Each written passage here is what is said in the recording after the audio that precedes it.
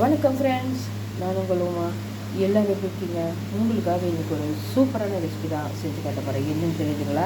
இதுதான் நம்மளோட hero ingredient. Hero ingredient இன்றைக்கி நிறையவே இருக்குது. இது பாஸ்மதி ரைஸு, இது சோயா, இது பன்னு, இது வந்து பார்த்திங்கன்னா பட்டாணி. இது எல்லாமே சேர்த்து கல்யாண ஸ்டைலில் ஒரு பிரிஞ்சி வெஜ் புலாவ்னு சொல்லலாம். அதாவது வெஜிடபிளே இல்லாமல் நம்ம இதெல்லாம் ஐட்டம்ஸ்லாம் சேர்த்து ஒரு புலாவ் செய்ய போகிறோம். இதுக்கு வந்து தேவையான பொருட்கள்: வெங்காயம், இது வந்து புதினா, இது வந்து பச்சை மிளகாய், தக்காளி, இது வந்து கொத்தமல்லி, இது வந்து ஜிஞ்சர் கார்லிக், இது வந்து கர்டு. சரிங்களா? இது வந்து பட்டாணி. இது எல்லாமே சேர்த்து இது பாருங்கள். இதுதான் நம்மளோட ஹீரோ இன்க்ரீடியன்ட்ஸ். இதை வச்சு ஒரு சூப்பரான ஒரு பிரியாணி செய்யப்போம். வாங்க எப்படி செய்யுதுன்னு பார்க்கலாம். பாருங்கள் ஃப்ரெண்ட்ஸ், இப்போ இந்த பிரியாணிக்கு வந்து பார்த்திங்கன்னா ஆனியன் போட்டு நல்லா வதங்கியிருக்கு. அடுத்த ஸ்டேஜ் வந்து புதினா ஆட் பண்ணிக்கிறேன், கொத்தமல்லி ஆட் பண்ணிக்கிறேன், கூடவே பச்சை மிளகாவும். பாருங்கள் ஃப்ரெண்ட்ஸ், இப்போ பச்சை மிளகா ஆட் பண்ணியாச்சு, கூடவே பச்சை பட்டாணி ஆட் பண்ணியாச்சு, தேவையான அளவு உப்பு ஆட் பண்ணியாச்சு.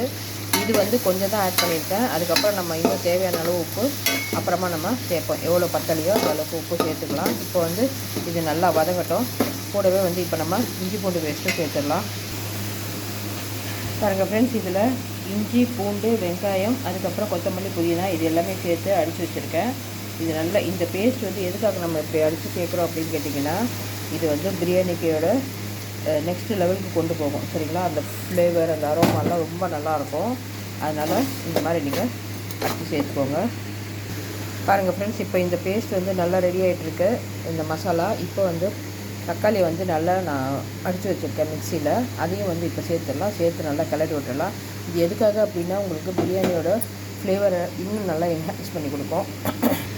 பாருங்கள் ஃப்ரெண்ட்ஸ், இப்போ இந்த பேஸ்ட் ரெடி ஆகிட்டுருக்கு. நான் வந்து காஷ்மீரி ரெட் சில்லி வீட்டில் அரைச்சது, இது வந்து நார்மல் ரெட் சில்லி பவுடர் வீட்டில் அரைச்சது, இது வந்து கரம் மசாலா வீட்டில் அரைச்சது, எல்லாமே நான் சேர்த்துட்டேன்.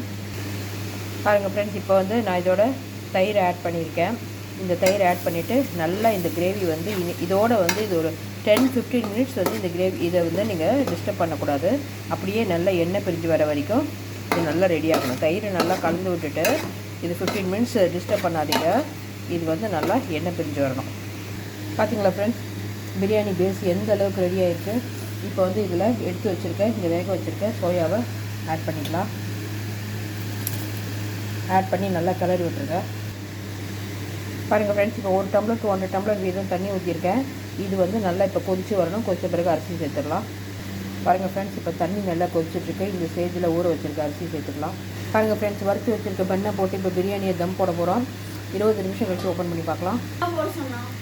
பாருங்கள் ஃப்ரெண்ட்ஸ், அட்டகாசமான சோயா பன் பிரியாணி சூப்பராக தயாராகிடுச்சு. நீங்களும் இதே மாதிரி செஞ்சு பாருங்கள். செஞ்சு பார்த்துட்டு எப்படி இருக்குன்னு கமெண்ட்ஸில் சொல்லுங்கள். உங்களுமா சைனிங் ஆஃப். டாடா, பாய் பாய், டேக் கேர்.